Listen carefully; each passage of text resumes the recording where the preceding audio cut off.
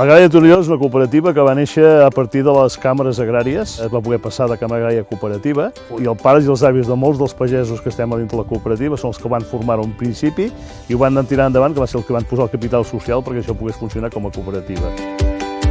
Cada ramader o cada granja té els seus problemes i entre tots ho gestionem.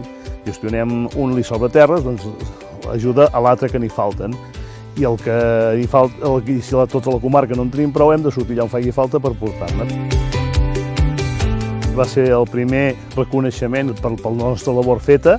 A més, com que ha estat a partir d'un canvi generacional, doncs ha estat molt maco perquè és per donar il·lusió a tota la gent jove que hi ha que estan treballant pel tema cooperativisme. Si tenim recolzaments, que a més tens reconeixements, tens prèmits, tens ajudes, és molt important perquè la gent no es deixi menjar literalment pel que és el sistema privat que estan intentant menjar-se totes les cooperatives.